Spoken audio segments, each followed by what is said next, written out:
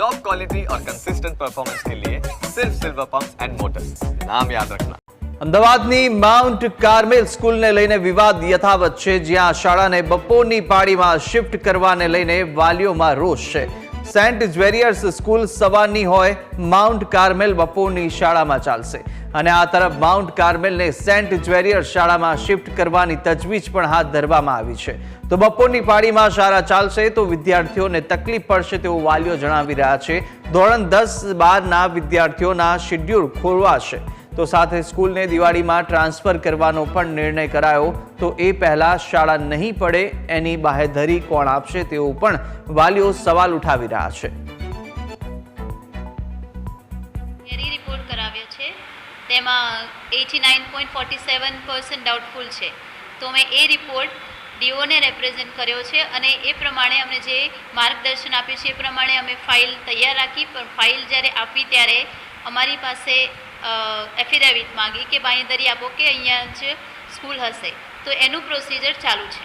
એમનું એવું જ છે કે સ્કૂલ એમને નૂન શિફ્ટ નથી જોઈતી, પણ અમે લાસ્ટ યર બહુ જ ટ્રાય કર્યો હતો કે અમને કોઈ બિલ્ડિંગ મળે, કે કારણ કે અમે સ્કૂલ શિફ્ટ મોર્નિંગમાં કરી શકીએ, પણ અમે લાખ કોશિશ બાદ પણ અમને કોઈ સ્કૂલ મળી નથી। At least 20 schools we have seen, but ક્યાંય અમને જગ્યા મળી નથી। તો એના ઉપરથી હવે અત્યારે મારી પાસે એક જ ઓપ્શન છે કે નૂન શિફ્ટ, પણ એમનું કહેવું છે કે નૂન શિફ્ટ નહીં કરવી, પણ અમારી પાસે કોઈ સ્કૂલ નથી। અમે કહ્યું કે તમે કોઈ સ્કૂલ આપો તો અમે તૈયાર છીએ અને ડીઓના આદેશ પ્રમાણે અમે જે કહેશે એમ અમે કરવા તૈયાર છીએ।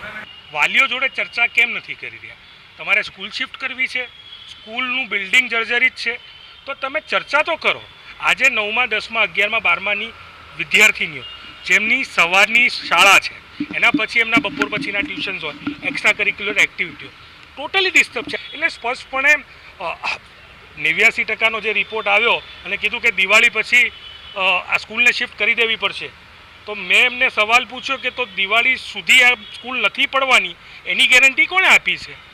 દિવાળી સુધી એનો મતલબ એ થયો કે કોકે તો ગેરંટી આપી હશે, તો તમે 89% જે બિલ્ડિંગ જર્જરિત છે એને દિવાળી સુધી પણ શું કામ રાખો છો? અને અમારી સ્પષ્ટ માંગણી છે કે તમે ડીઓ પાસે જાઓ ત્યારે પણ અમારી વાતને લઈને જાઓ કે જે શિડ્યુલ છે દીકરીઓના એ ના બગડે અને એમનું જે ભવિષ્ય છે એ અંધકારમય ન થાય, એના માટે આપણે સૌએ ચિંતા કરવાની છે ને એટલા માટે થઈને આપની વચ્ચે રજૂઆત કરવા આવ્યા છે।